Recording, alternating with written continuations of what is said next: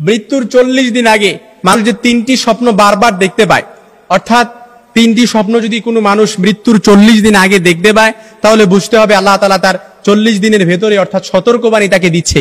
40 দিন আগে থেকে মানুষ এই 3টি স্বপ্ন বারবার দেখতে পায়। সাইয়েদনা আলী রাদিয়াল্লাহু তাআলা আনহুর এক বন্ধু একবার সাইয়েদনা আলী রাদিয়াল্লাহু তাআলা আনহুকে বললে, ইয়া সাদিকি, আমার এক বন্ধু ইন্তেকাল করছে, তবে মৃত্যুর 40 দিন আগ পর্যন্ত সেই স্বপ্নগুলো বারবার দেখছে, সে আমাকে দেখতে পায়। আসলে এই স্বপ্নগুলোর যদি একটু ব্যাখ্যা বলতেন। তখন সাইয়েদনা আলী রাদিয়াল্লাহু তাআলা আনহু মৃত্যুর 40 দিন আগে কিছু স্বপ্ন তখন ওই বন্ধুকে বলেছিলেন।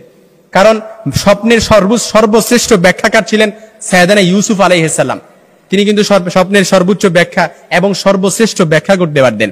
তারপর মুহাম্মদ ইবনে সিরিন রাহিমাহুল্লাহ, ইনি ওনার যুগে সর্বশ্রেষ্ঠ স্বপ্নের ব্যাখ্যাকার ছিলেন। আর এখন বর্তমান সময়ে তো স্বপ্নের ব্যাখ্যাকার বলতে একেবারে নাই বললেই চলে।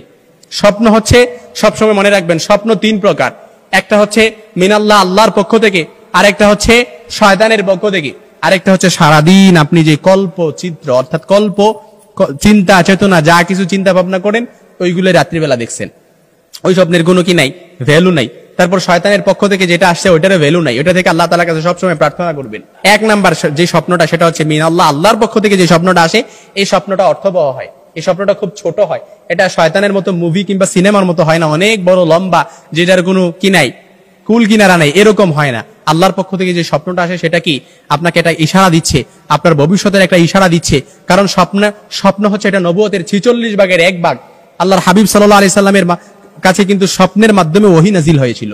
এজন্য আল্লাহর হাবিব সাল্লাল্লাহু আলাইহি সাল্লাম বলেন, সাইয়েদনা আবু হুরায়রা রাদিয়াল্লাহু তাআলা আনহু থেকে বর্ণিত, আল্লাহর হাবিব বলেন, স্বপ্ন অর্থাৎ নবুয়তের আর কোনো কিছু অবশিষ্ট নাই, সবকিছুই কি বাকি নেই, কোনো কিছুই বাকি নেই, তবে অবশিষ্ট হচ্ছে মুবাশশিরাত, সুসংবাদ। তখন সাহাবীরা বললেন, ইয়া রাসূলুল্লাহ, মুবাশশিরাত কি? তখন আল্লাহর হাবিব বললেন, ভালো স্বপ্ন, ভালো স্বপ্ন, এটা হচ্ছে সুসংবাদ। এজন্য ছোট্ট ছোট্ট স্বপ্ন যেটা আল্লাহর পক্ষ থেকে হয়, এরকম স্বপ্ন খুবই অর্থবহ হয়। এজন্য মৃত্যুর 40 দিন আগে কোনো মানুষ যদি, সাইয়েদনা আলী রাদিয়াল্লাহু তাআলা আনহু বলেন, মৃত্যুর 40 দিন আগে কোনো মানুষ যদি 3টি স্বপ্ন বারবার দেখতে পায়, তাহলে বুঝে নিতে হবে আল্লাহ তাআলা তার মৃত্যুর সতর্কবার্তা তার উপর নাজিল করতেছে।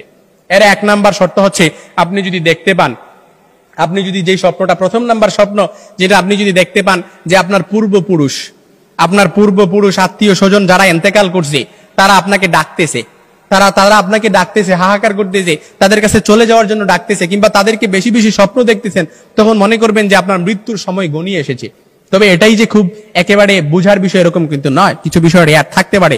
তখনই আপনি আল্লাহর কাছে সাহায্য প্রার্থনা করবেন, আল্লাহর কাছে বেশি বেশি ক্ষমা চাইবেন।